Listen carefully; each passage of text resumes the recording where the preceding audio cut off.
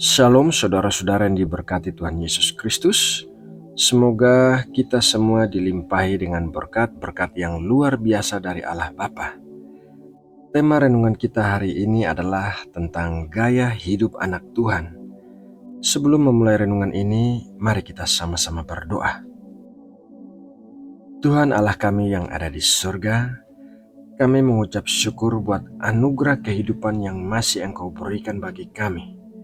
Mungkin ada di antara kami yang saat ini sedang menghadapi masalah atau kesulitan. Ya Bapa, kami mohon pertolongan dan campur tangan-Mu, kiranya mujizat terjadi bagi kami dalam nama Tuhan Yesus Kristus. Saat ini kami mau masuk dalam renungan firman-Mu. Kami mau merenungkan firman-Mu siang dan malam agar hidup kami berhasil dan beruntung kemanapun kami pergi. Berbicaralah ya Bapa, kami siap untuk mendengar dan melakukan firman-Mu.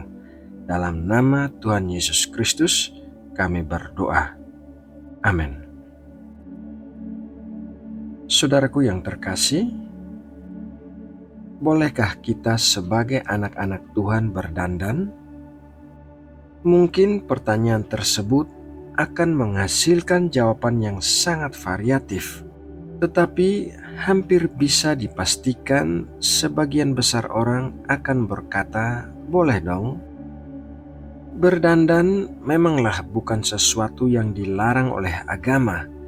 Bahkan agama manapun tidak ada yang melarang seseorang untuk berdandan, apalagi jika tujuannya itu baik dan jelas. Namun dalam kehidupan kekristenan, ada satu hal yang harus kita pahami dengan baik, bahwa bagi dunia mungkin dandanan seseorang kelihatannya baik karena secara fisik mungkin kelihatannya bertambah cantik atau bertambah ganteng atau kelihatan lebih muda dan lain sebagainya. Namun bagi Tuhan, dandanan yang hanya kelihatan bagus secara fisik saja itu tidaklah terlalu penting, sebab apa yang dilihat manusia tidak sama dengan apa yang dilihat oleh Tuhan. Dandanan sesungguhnya bagi anak Tuhan adalah dandanan yang dari dalam, yaitu kehidupan yang berkenan kepada Tuhan. Saudaraku yang terkasih, mari kita baca dalam 1 Petrus 4 ayat 7-10. Kesudahan segala sesuatu sudah dekat. Karena itu, kuasailah dirimu dan jadilah tenang supaya kamu dapat berdoa. Tetapi yang terutama, kasihilah sungguh-sungguh seorang akan yang lain, sebab kasih menutupi banyak sekali dosa. Berilah tumpangan seorang akan yang lain dengan tidak bersungut-sungut. Layanilah seorang akan yang lain sesuai dengan karunia yang telah diperoleh tiap-tiap orang sebagai pengurus yang baik dari kasih karunia Allah. Sahabatku yang terkasih, dari ayat firman Tuhan yang sudah kita baca, setidaknya ada 3 gaya hidup anak Tuhan yang harus kita pahami, yakni anak Tuhan harus mampu menguasai diri, anak Tuhan harus hidup dalam kasih, anak Tuhan harus hidup melayani dan bukan untuk dilayani. Mari kita lihat satu persatu. Yang pertama, anak Tuhan harus mampu menguasai diri. Menguasai diri bukanlah sesuatu yang mudah, karena memang pada dasarnya hampir setiap manusia punya sifat ego yang cukup tinggi. Untuk itulah, kita sebagai anak Tuhan, kita harus mampu tampil beda dengan belajar menguasai diri kita. Apalagi di tengah situasi dunia yang tidak menentu hari-hari ini. Minimal ketika kita bisa menguasai diri kita, maka kita akan dapat berhubungan baik dengan Tuhan lewat doa-doa kita. Yang kedua, anak Tuhan harus hidup dalam kasih. Di dalam 1 Yohanes 4 ayat 16 dikatakan demikian. Kita telah mengenal dan telah percaya akan kasih Allah kepada kita. Allah adalah kasih, dan barang siapa tetap berada di dalam kasih, ia tetap berada di dalam Allah dan Allah di dalam dia. Nanti saudara bisa baca ayat selanjutnya, yaitu ayat 17 dan 18 di dalam saat-saat teduh saudara. Mengapa kita harus hidup dalam kasih? Karena kasih itu berasal dari Allah dan Allah itu kasih adanya.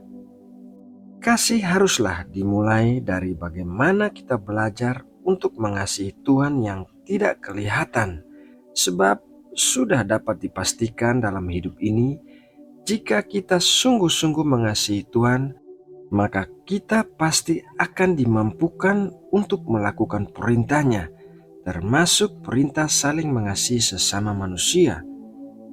Dunia mungkin sedang berusaha menjauhkan kita dari kasih Tuhan, tapi sebagai anak Tuhan, kita harus selalu menyadari bahwa salah satu tuntutan hidup orang Kristen adalah bagaimana hidup di dalam kasih. Poin yang ketiga, anak Tuhan harus hidup melayani dan bukan untuk dilayani. Mari kita lihat Markus 10 ayat 45.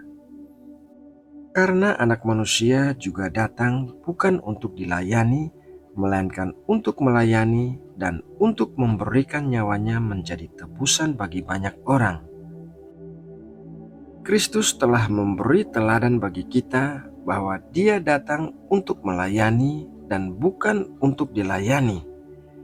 Gaya hidup melayani seharusnya melekat pada kita sebagai anak-anak Tuhan. Melayani bukanlah profesi rendah atau sepele, namun melayani adalah salah satu panggilan hidup orang percaya, khususnya hidup dalam melayani Tuhan.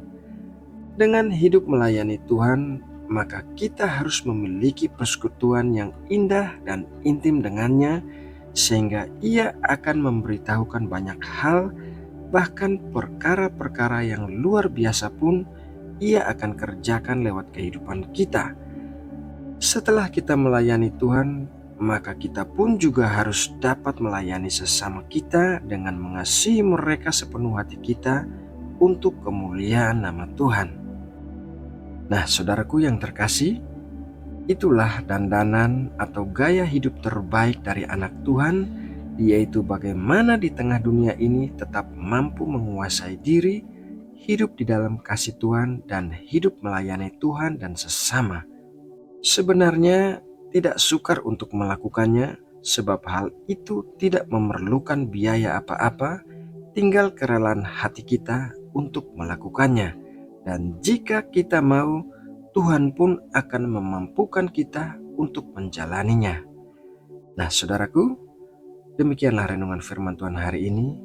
Mari kita berdoa untuk menutup renungan ini.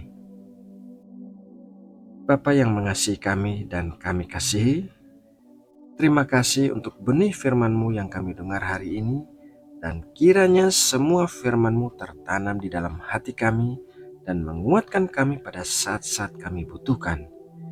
Ya Bapa, kami tahu bahwa kami perlu untuk hidup tetap berada di dalam kasih-Mu, karena kami tidak mampu memenuhi semua ketentuan hukum Taurat. Terima kasih Bapa karena telah memberikan perjanjian baru, yaitu Tuhan Yesus Kristus bagi kami. Tuhan Yesus, ingatkan kami selalu untuk mempercantik kehidupan rohani kami dengan cara lebih menguasai diri, hidup di dalam kasih, dan hidup melayani. Mampukan kami untuk melakukannya ya Tuhan. Terima kasih untuk firman-Mu hari ini. Dalam nama Tuhan Yesus Kristus, kami berdoa. Amin.